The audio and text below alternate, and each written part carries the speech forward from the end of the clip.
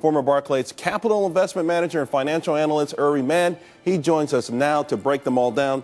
And let's bring in financial analyst and author of Getting Good Jobs in Tough Times, Uri Mann. Thank you so much for talking to us. Those are among the stories we'll cover now with Uri Mann, who joins us, financial analyst and a former Barclays capital investment manager. Uri, good to see you. Uri Mann! That really is his name. Hi, Rebecca. Hi, guys. Uri, thanks so much for joining us. And Uri Mann, now the VP of Sunrise Sports and Entertainment in Miami. Good morning to both of you. Good morning. Hi, good morning. How are you? Let me start with you, Uri. What's going on here is the FDIC is essentially trying to get more power than the comptroller. But, you know, not since the days of Howard Stern fighting the FCC have we seen government versus the private sector. I mean, this is really turning into a soap opera. Absolutely. We need to stop the vilification of Wall Street. Goldman Sachs is the pinnacle of professionalism on the street. I mean, it's one of the most professional firms in the world. A cocktail party here at the Bank Atlantic Center Arena. I met a couple, husband and wife, both work at Citigroup, and both are in profitable business units making profits for the firm.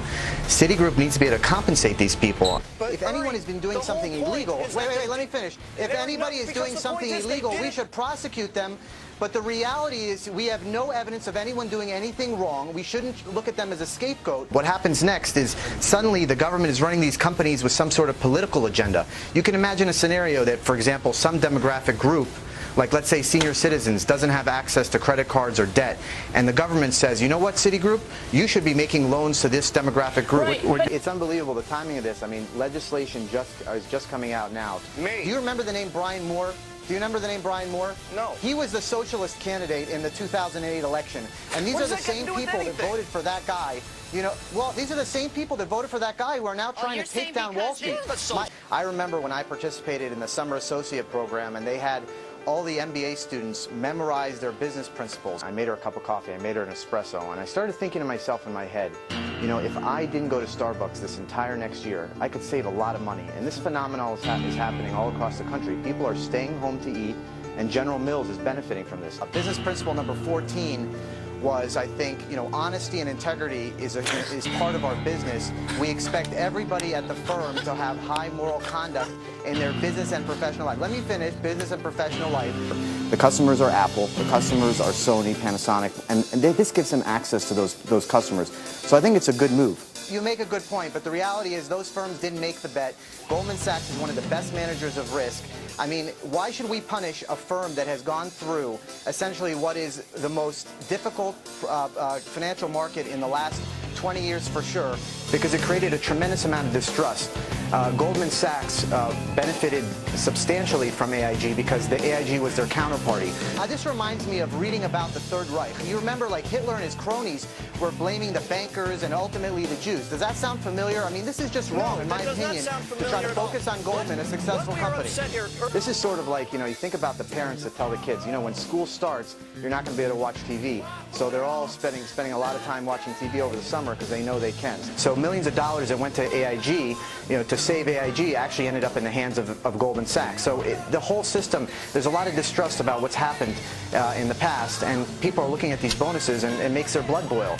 Rebecca's absolutely correct. Listen, it's not Goldman Sachs' fault that they were given money and used it efficiently. They moved money to the right places. I don't think so. It's not. I mean, we really need to stop demonizing Wall Street. As far as I'm concerned, this is still an economic, you know, a capitalist society. And really, these companies need to have the ability to compensate their people. And maybe at NYU, you're preparing graduates for a socialist economy. But as far as I'm concerned, I'm not ready for that. Let me tell you something. The government should not be involved in setting compensation for employees. This is a really slippery slope. Ice cream flavor? Well, you know, I'm a big fan of the cookies and cream myself, but since you asked, of course. You know, they own the Haagen-Dazs brand, and they are the largest manufacturer of cereals in the United States. So people are definitely going to be staying home more often and eating. Well, so they're going to benefit from that. I mean, if you look everywhere, everybody knows you go to a store, nobody's shopping, and stores are closing, and sooner or later, these owners of shopping centers and developers are going to have to try to give their shopping centers back to the banks. It's absolutely scapegoating. In my opinion, we should be prosecuting these people who are accusing the TARP executives frivolously. Bring it on. People think money is going to them and it's being sucked out of the economy. The reality is that I think in the next 12 to 24 months, we are going to have a significant downturn, but it's not because of Wall Street. I mean, we have commercial real estate is about to fall off a cliff. Talked about Citi and General Mills. We'll leave it there, Uri. Thanks a lot for coming on. Appreciate it. Happy 4th of July. Thanks. Hey, same to you. That's right. It's a holiday weekend coming up. Yuri Mann there. My cousin, incidentally, by the way, gave birth to a baby girl today. I really hope that there is a Wall Street when she grows up because, you know, in my opinion, these people who are throwing Wall Street into the Hudson should be prosecuted. Way to be a Debbie Downer, Uri. Jeez.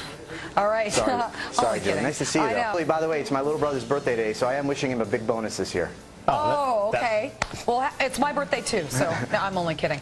Well, happy birthday to your brother. And Uri Mann, thank you very much for talking to us. We'll bring thanks you for your back. time. No I appreciate worries. it, guys. Thank you. Absolutely. Yuri, James, thanks for the spirited debate. All right, thanks for your time. Thanks, you. Professor Berman. That's the best news I ever came up with.